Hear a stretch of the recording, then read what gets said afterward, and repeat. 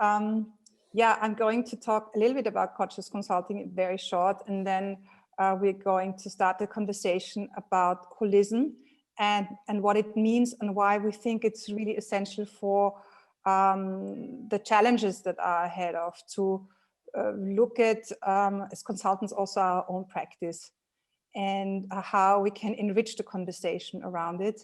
And so this will be done with Claudius van Wyk and myself. We will do this conversation. And of course, we'll do some kind of interaction. We are a small group, so it doesn't need to be like a keynote input. But basically, we're going to give you maybe a first idea and a five pillar model for it, just to start and open the conversation. And afterwards, we can go in like smaller breakout rooms to digest and talk and really also think about what could this mean for your practice, because that's really important for us, that we don't just talk about philosophy, but that we also understand how to put things into practice and to make this transfer for yourself, for your own personal and professional life. And then we come back to the plenary and we'll just have some time to share and exchange and maybe ask some questions to Claudius or also to the plenary, and to see what that really could mean for all of us.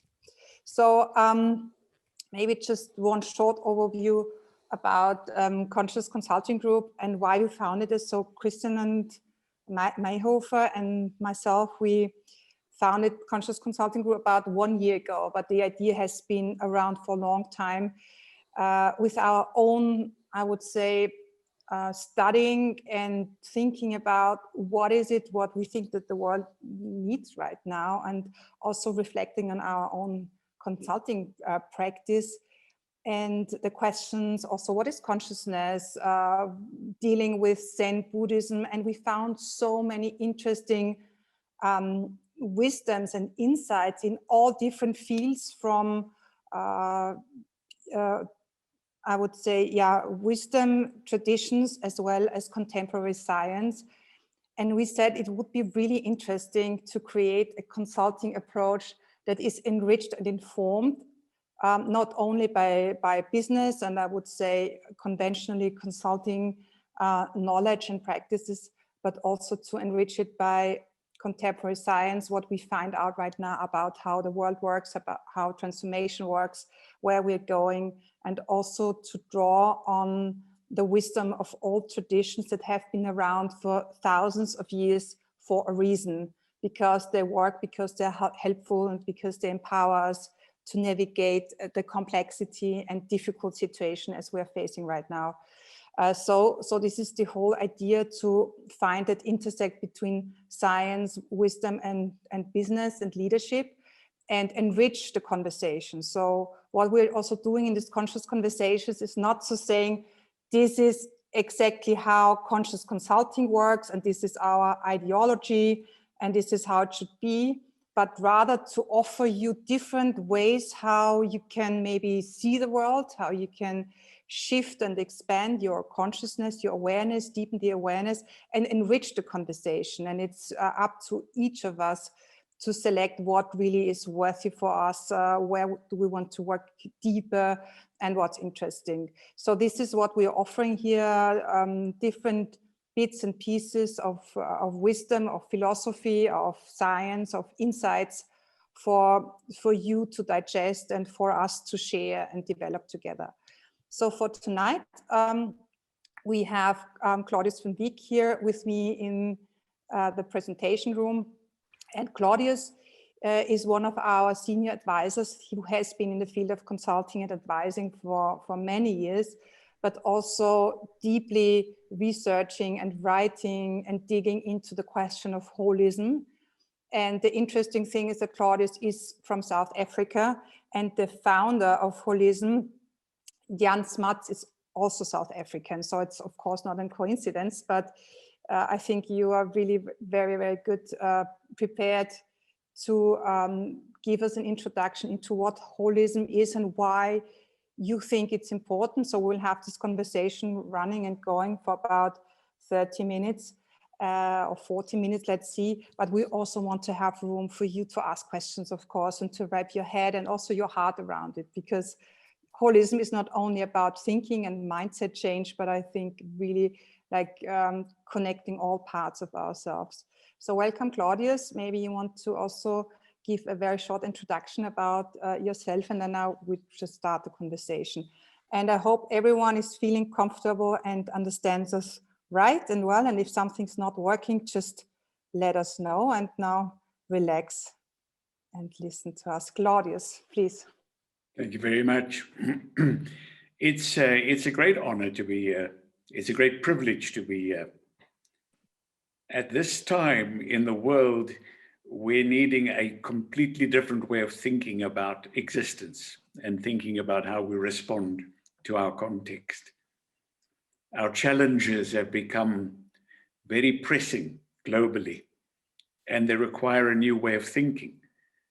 And so consulting, conscious consulting, I think gets a particularly critical role at this time. So the whole intention of the Conscious Consulting Group to help leadership, influencers to get a new perspective on how to engage with the world, how to engage with themselves, with each other, becomes critical. So to be able to introduce the holistic frame into that context, I think is really important. It's a wonderful opportunity. I'm very grateful to have been invited to share some thoughts. Yeah. My background is my father was a journalist, and he was, when Jan Smuts, the author of Holism, was prime minister, my father was a parliamentary reporter. And he tells how frustrated the opposition would become when they demanded an immediate answer, an immediate policy statement to an issue. And Smuts would respond by saying, let things develop. Let it develop. You see, understood process. And so that's a key element that we want to be exploring, being able to observe process. My uncle was Smuts's bodyguard, where he lived in Pretoria. And they would go long walks. And of course, you might be aware that Smuts had a particular passion for botany. And so he introduced my uncle to trees, and my uncle became an authority on trees by that engagement. Now that's significant because Smuts was really involved in deeply looking at a contrast of the machine way of viewing the world, the mechanistic way of viewing the world, cogs that fit together into a machine, and how we could convert that into a way of looking at the world organically, as a living system, as an interactive process, weave of forces and dynamics. And so he understood process and used the model of natural evolution. I got a book of his from my father when I was a youngster, and it was a biography, and I read it with great passion. It introduced me to the man and how he applied that to the world, and it introduced me to the philosophy. Where the penny dropped for me was when I was studying neuro-linguistic programming back in the 80s. And our teacher was deeply involved in holism. And he said, every action you take, and Julia, you related to this. What's the practical implication? He said, every action that you take impacts an ecology. Every thought that you have impacts an ecology in some sort of subtle way. Because we are broadcasting without even speaking.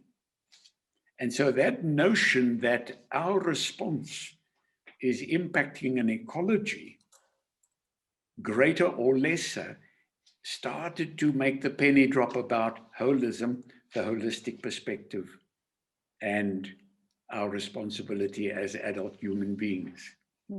So Smuts's basic understanding of holism came from two scientific paradigms. There are two real core poles that actually provided the space, the thesis, antithesis, so that he could do the holistic synthesis. And the first one was Darwin's theory of evolution. So Smuts was intrigued by that because he had studied the work of Goethe And Goethe, of course, was all about development and process. And then he linked Darwin's evolutionary thesis to Goethe's personal life and to Goethe's teachings. Now, what Smuts saw was that immediately Darwin's evolutionary theory had become mechanistic. And this is a key point that I want to share with you. It was still seen in some kind of linear cause and effect process. Survival of the fittest. There's an accidental mutation, and that accidental mutation makes that particular mutant species more adaptive to what has happened in the context, and so survival of the fittest. And what Smuts was seeing is that it's not about the fittest of the individual, but it's always about the quality of relationality. How things are collaborating, how things are working together, how they're relating. And so I have rephrased that into survival of the fittest relationships. Holism is about survival of the fittest relationships, not the survival of the fittest individual. And as those relationships become fitter and fitter, they are becoming more integrative. They're becoming more holistic. They're embracing more and more of the deeper ecology. And so you and I, as we actually become more holistic in our own beings, we're embracing more and more of the deep ecology in which we function. Holism is about survival of the fittest relationships. And so as consultants, that's what we're going to be looking at, the relationality. The other core scientific principle that Smuts was looking at was Darwin's theory of relativity.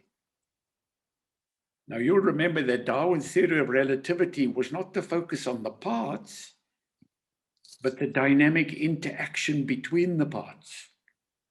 It is the dynamic interaction, the relationality, that is at the core of Darwin's relativity. Einstein, do you mean Einstein? Relativity? Einstein, Albert Einstein, thank you very much. Albert Einstein's relativity theory. And so if you now take evolution and you take relativity theory, you'll see that they fit together. In fact, it is said that Einstein predicted that the 21st century, the thought constructs that would dominate the 21st century was relativity theory and holism. So this is really key to understand the relationality that holism is all about. And the context that we find ourselves in is one where, as the world becomes more and more dense, as we're becoming more interconnected, like we are interconnected now, as we influence each other more and more, the energetic relationships become more intense. So in complexity theory, they talk about high energy systems which become more complex and more volatile.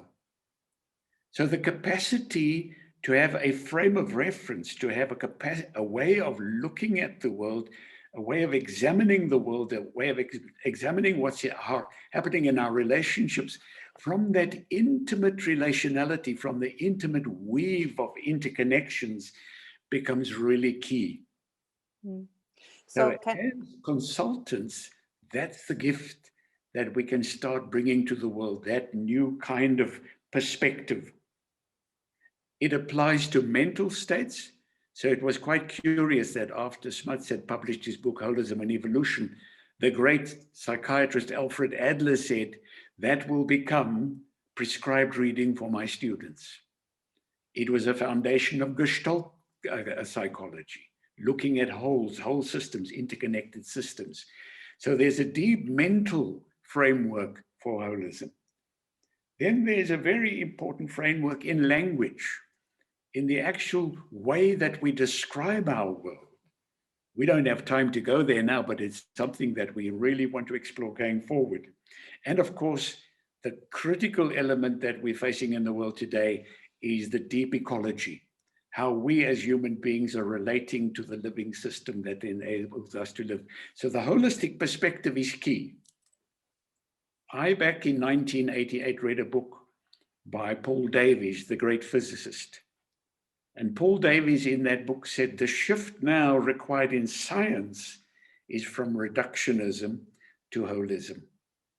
From trying to identify how things work by understanding the nature of the parts and how they fit together, to actually being able to perceive whole dynamical systems and the interrelationships of the whole system.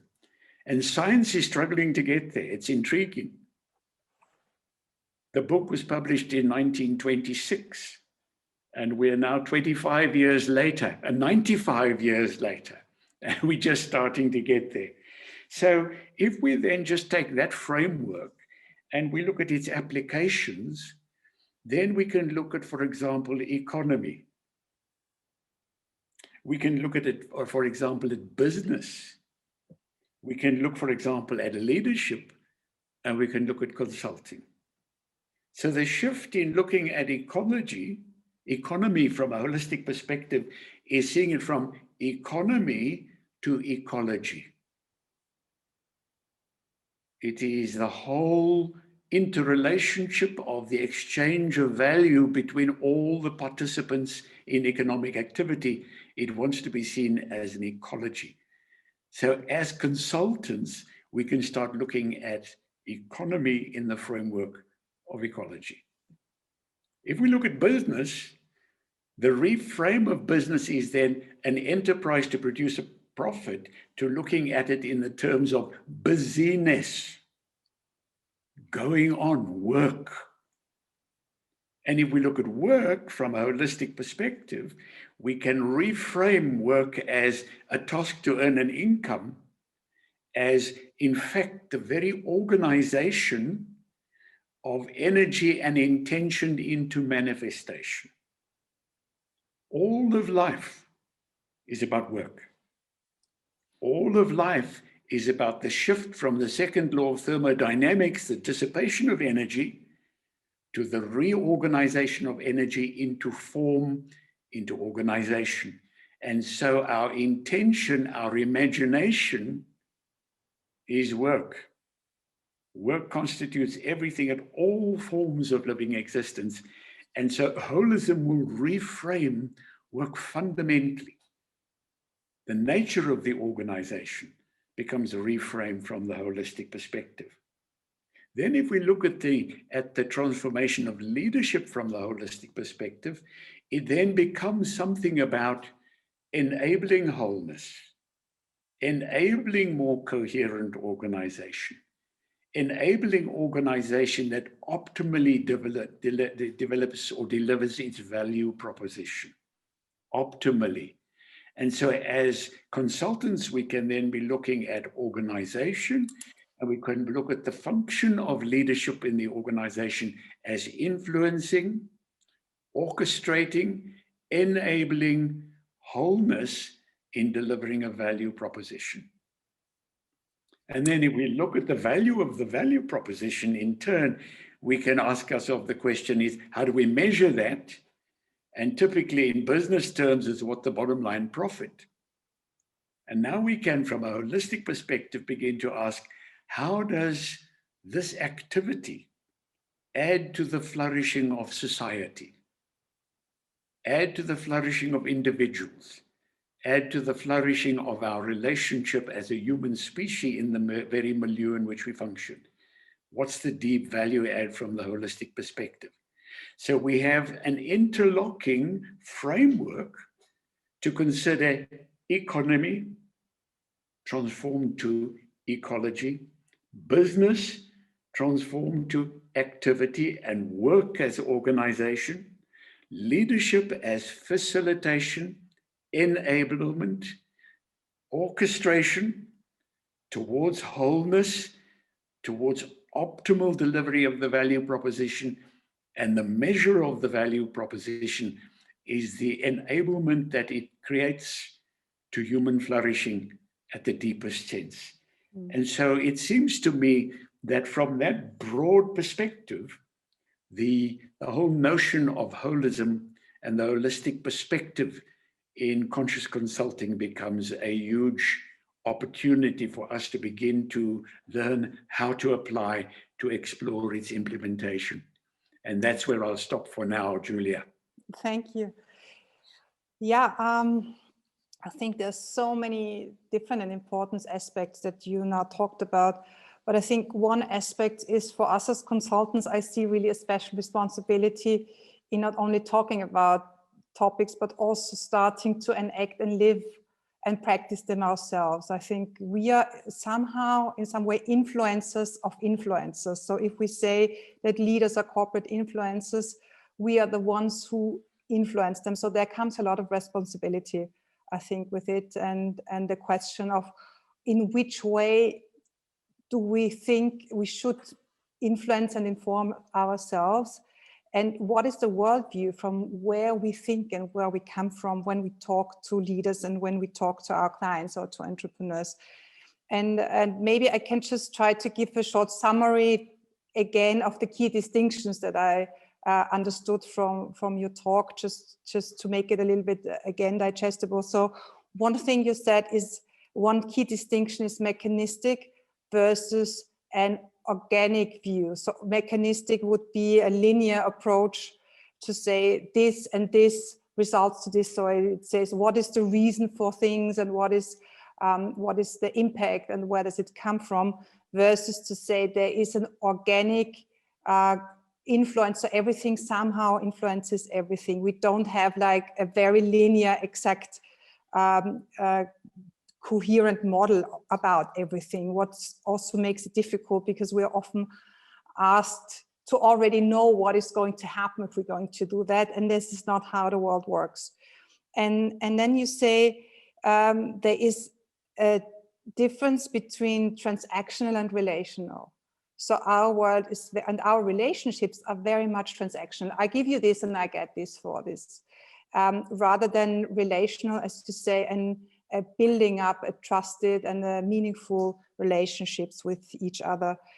And then when we come to these core notions of the theory of survival of the fittest, I think it's really speaks to our context that we again make a competition out of it, or that we come from a paradigm of separation where we always think about the individual. So the individual is surviving, and what you say, what your interpretation is, that there is not an individual surviving, but always the whole, the ecology and the relationships make it more sustainable, make it more fit to survive all together than just looking who is individually surviving. And also Einstein's relativity theory, there's also the word relationship in it. So as we see, the word relationship is very, very important. And if we talk about ecology, I think there's also a lot of movement now in business, in thinking in networks, in thinking in let's say in business ecology, as we say. Business ecosystems is maybe another word for it. So we don't think so much of organizations as individual entities who have a beginning and an end, but more a network of relationships that are coherent or put together by a shared purpose and by maybe a common intention. So what you say is like putting the energy and intention is what, and the purpose maybe is what makes complex system, or is better to complexity to do it in a certain way. So this is I think an important takeaway. And what I would like to ask you now, how do we get there? I mean, it sounds wonderful and it sounds very relevant, and I think it really sounds logic and what we need right now. But how are we going to get there? So what does it really mean for us in our daily lives when we now know, okay, this is important. So yeah, what are there some steps? So what are these maybe key ways or pathways? I want to put a macro perspective and then give a micro perspective that is in our own personal lives.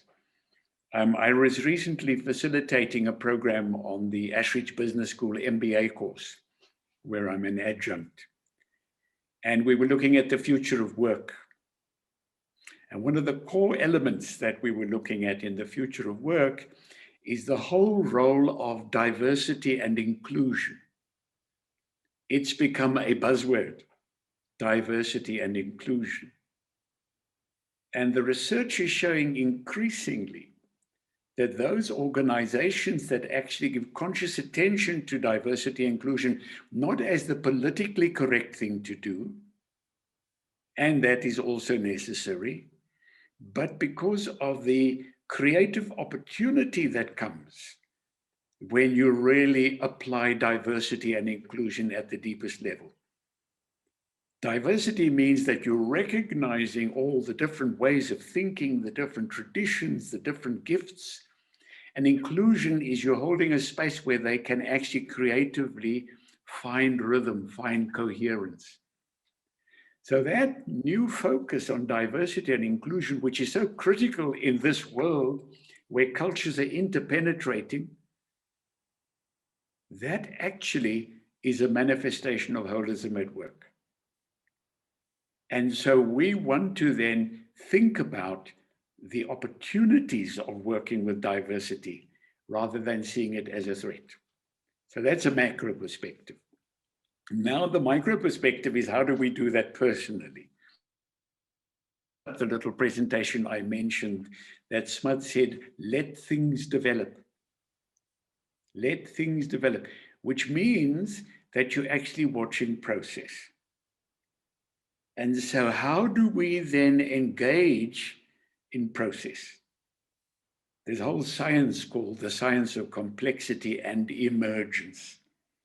Emergence is the part of process that can't be predicted. And that really is what we're dealing with when we look at a VUCA world. We know that acronym: volatility, uncertainty, complexity, ambiguity. That's what we're working with. And so as I've looked at this through the years, I've identified 5 what I call response capacities, response capabilities. And the first one, Julia, is presence. It's as old as the hills, but it is true now as it's ever been. It's the capacity to be here now. I'm going to come back to presence. The second one is agility. Agility is the capacity to make subtle adjustments when we notice change, when we notice emergence. And so now you'll see that there's a direct correlation between presence. That means being in the here and now, and being able to detect the subtle changes and with agility to adapt to them. It was the great cybernetician Gregory Bateson who said, notice the difference that makes the difference. We can't respond to everything. We've got to select, we've got to focus. Notice the difference that makes the difference, said Gregory Bateson. That subtle capacity to notice change, adapt to change. And I'll come back to that. When we have that capacity of presence and agility, then the quality of relationship is changed. And so if you really emphasize that it's all about relationality. Relationality is fundamentally transformed when we are present in that relationship. And we are adaptive to what's happening in that relationship. Then the quality of commitment deepens. And what is beautiful about that, it takes us to the 4th capacity, adaptive or response capability, and that is resilience. When we're in it together, and there's powerful relationship, and we've learned how to dance and adapt, and we're present in it together, then our capacity to take the stress, to take the strain together enhances our individual resilience, enhances the organizational resilience. And that's how we're dealing with the tough stuff. But the beauty of that model is that it's also got the fifth response capacity, and that is creativity. When we have that diversity and inclusion that I've already mentioned, when we have that dance taking place of committed relationships, when we are highly adaptive and present, we are able to optimize the inputs of the whole system, weave them together into a network of creativity, of innovation. And so the issue today is how we are going to think new futures, how we are going to imagine new futures in the face of the challenges that we are currently facing. And so I want to just bring this back to the very first point of presence and relate that to the whole idea of creativity. Maybe, Claudius, I can put in the graphic that we prepared to give people maybe some orientation just for a short moment so that you can see that. And we'll also provide that graph to you. It's we'll send it to you after this meeting. And it's also in a blog post on our website about holism. So maybe you want to continue, Claudius, and I'll just leave this picture a little bit on for you to be oriented about it and see how it like flows together. That's a very beautiful model, and I thank you for putting that together. I'm talking about the relationship now of creativity, you see that on the left-hand side, and presence on the right-hand side. Typically, what we do as human beings is we live within our frames of reference that come from the past. The way we are viewing the world is a habituated view. It's always happened like this. So I look at a situation and then I already prejudge it. That's prejudice. It's going to happen like this again. And so we superimpose onto the present, onto this dynamical moment, we superimpose our past. We then frame the present in terms of our past, and then we project that into the future. And this is the reason why we have been perpetuating our problems. We've developed the most amazing technology, but we struggle to deal with human issues. And that is because we are lacking that quality of presence. But Claudius, there comes also, I think, a challenge that sometimes we think we are doing something new, but we are not even aware that we are projecting the past to the future. It's disguised in something that's called innovation, or it seems to be something new, but in the end, all thinking is behind it. It's not always visible, that it's not coming out of a present state of awareness. And so I think a really interesting concept is the relationship of reformation and transformation. The world that we're in now, the world of innovation now, the world of creativity now, is the world of transformation. And so presence then enables us to be together with agility, in deep committed engagement with each other, with the confidence that if we have difficulty, we'll be able to do it together, and that gives us exploration, gives us the permission to explore, to test.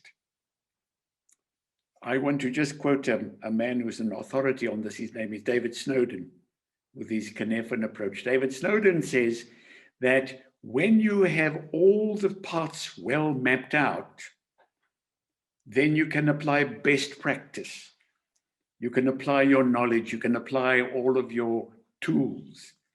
But when you're dealing with complexity and emergence, he says, best practice no longer works. When you're dealing with complexity and emergence, uncertainty, what it's actually calling for is probing, is experimentation. And so the capacity to experiment together, to explore different options together, to have the permission to do that together is trust in the team, is engendering that space of trust and engendering that space where we are welcoming innovation, but we know what the meta outcome is that we're working towards.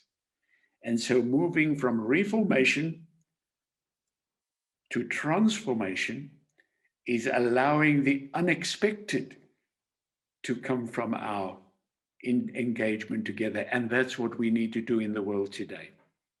So the question then would be, how do we develop that presence? And the simple answer is, we stop and we open our eyes and we open our ears and we wonder at the dynamic of the here and now. We stop.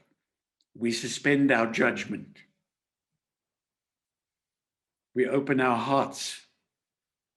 We open to our own sensory responses. We become aware of what's happening within ourselves. We listen to the still small voice. We become responsive to those subtle nuances, the little troubling thought, the little exciting thought. We become aware of our internal processes, and we become responsive to those. And as we do that, and as we hold a quality of engagement with our colleagues, with our peers, with our friends, that whole quality that David Bohm called dialogue at a deep creative level is enabled. Presence is right at the heart of this. I want to quickly move to agility. What is agility? A friend of mine has taken up tango. He's the most unusual character doing the tango. He's quite stocky, he's quite short, but he says that in the tango, you learn the steps. Eventually, you've learned how to do the tango moves. But once you've gotten into a relationship with your partner, you can then add subtle little new nuances into the movement. The new, when you have the trust, when you have the basics in place, adds a quality of excitement, novelty. And so the partner then has the trust to follow, and it becomes a dance. And so the metaphor of agility is the metaphor of dance. And once again, I want to just draw the dance is there not only a dance with my partner, but it's also a dance with my inner world. It's an awareness of that. And in that dance with the partner and the awareness of the inner world, there is a new quality of deeper synchronization that takes place. The deepening of the engagement, the strengthening of the resilience, and the enablement of creativity. And so those are the 5, what we're calling response capabilities that we are suggesting are at the heart of being able to develop the holistic perspective and the capacity to apply the holistic practice in all the walks of life that we have. And I'm going to just pause there for a moment, Julia. Claudius, what I find so intriguing about this agility model and innovation is that innovation is not coming from disruption and destruction, which is so fashionable now to talk about disruptive innovation. Something has to be disrupted or destroyed in order for something new to come, but that the innovation comes from adding something softly and adding something to a dance, introducing it step by step, and something totally new emerges out of this. So it's a totally different, transformed dance without having to put a lot of maybe also negative energy on it, or willpower, or forcement in order to make something new and force it into life. I think that's so beautiful and so different from our paradigm of what innovation is. I love what you're suggesting there. Often we look at disruption and we see it as some sort of an accident. I want to suggest that many occasions disruption is not a natural function that nature has done this to us, but it is that we have actually been insensitive to what was happening. So our delay in actually dancing the dance of change, our trying to perpetuate the old system in the face of an evolving context, it is the actual, our own tardy responses, our ignoring of the subtle signals that actually precipitates a situation where you have systemic disruption. So that's the first point. Disruption actually, in many cases, is a function of our own delayed response in adapting to a dynamic context. Mm-hmm. So it means that we passed the right time to introduce something in a soft and appropriate way. And absolutely, absolutely. And then the other point is this, is that if we actually recognize what needs to change early enough, we can short circuit the pain. We can actually short circuit, we can take a shortcut through the uncertainty and the stress that comes with change, and we can get into the creative space much quicker. Yeah, because also there's trust. Maybe I'd like to close with what I really love, what I learned from you, Claudius, in one of our manifold conversations, is that you said, and I would like to stress it again, how do we know that we are living holistically, or that we're acting holistically as an organization or as humans, is the difference that we are adding to the whole and versus we are extracting from the whole. So even if you look at organizations or companies or products, some of them are really extracting from the world, they're extracting resources, they destroy more than they create. I think this could be, if you destroy more than you create, it's an extraction.